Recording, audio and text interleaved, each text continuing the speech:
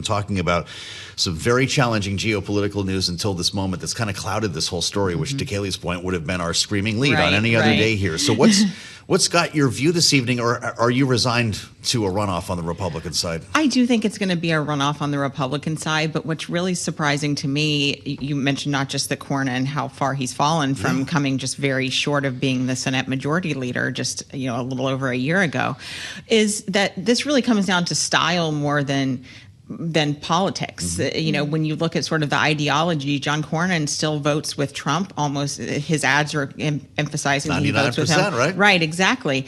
But this is about it's about who sounds more MAGA, really, and that's Ken Paxton. Ken Paxton has been with Trump. He sued to try to overturn the results, but also that DC Republicans feel like. And I agree that John Cornyn would be the most electable in a general election, and that they would have to spend a lot of money to kind of carry Ken Paxton over the finish line. But they've already spent over I think it's $67 million to try to boost John Cornyn, and his numbers in polling are somewhere in the 30%. Now, they've driven down Ken Paxton's numbers, and that's why I think we'll see a runoff, and because Wesley Hunt is in there too. But in a runoff, is it really going to make much of a difference? I think that's the real question. Ken Paxton would be favored in a runoff because we see in Texas those bring out the more conservative, more sort of stalwart conservatives. Well, and to your point, the reason why groups, including the NRSC, is throwing all this money against Paxton to try to support Cornyn is because they are worried about general election politics, right? And the idea that Paxton would have a much tougher time actually retaining Republican control of this seat. That said, Democrats have been dreaming about flipping a Texas Senate seat blue for some time now. Is this moment actually different if Ken Paxton ultimately wins the runoff?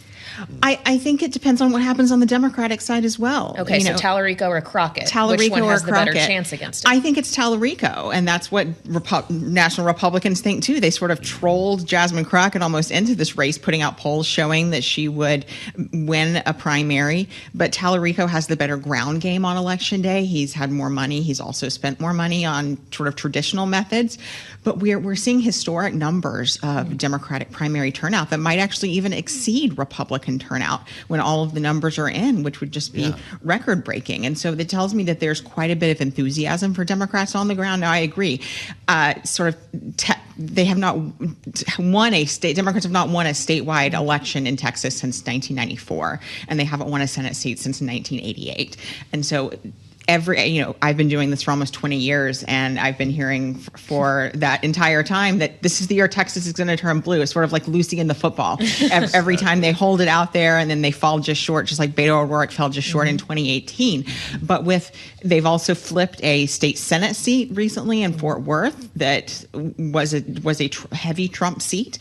So there are some evidence of Democratic enthusiasm, and I think that Tallarico, sort of similar to for the Republican side, it's also more about style than ideology. They're both actually very liberal candidates, and it's not that Tallarico is necessarily more moderate than Crockett. He sounds more moderate. He's a Presbyterian going to seminary. He's a minister. He's talking about his faith. He's saying we need to reach out as a party to independents and Republicans versus Crockett's theory of the case, which hasn't really been tested though in Texas, and could, in this year of enthusiasm, could be a salient argument as well that they need to get out voters of color, that they need to get out base voters, and even concerns that maybe Tallarico could have a problem with black voters as well in a general election. So there's been some heavy racial rhetoric in this primary. Just to be clear, though, we kind of brushed up upon this. Do you see, as some do, the conventional wisdom that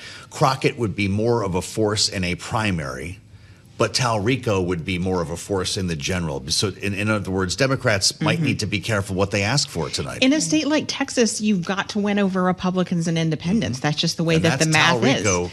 At least in a general election, to be a more likely success story. And just the fact that Republicans are hoping and praying that it is Crockett. That we've seen Governor Abbott spend money trying to boost Crockett. We've seen Tallarico's super PAC emphasize that Republicans would rather run against her. So these are questions about electability, but it will tell us about something about the direction of both parties tonight. Yeah.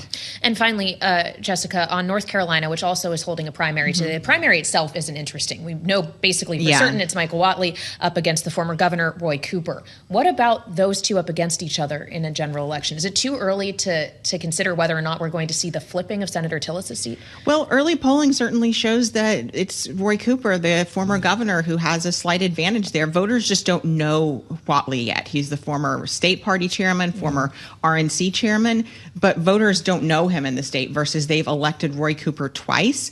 And if this is turning out to be a strong Democratic year, I've heard from Republicans even that they're concerned about the way the independents are going in that state. And so we have this race rated as a toss-up. I think it is too early at this juncture, but I would rather be Roy Cooper than Michael Whatley right now.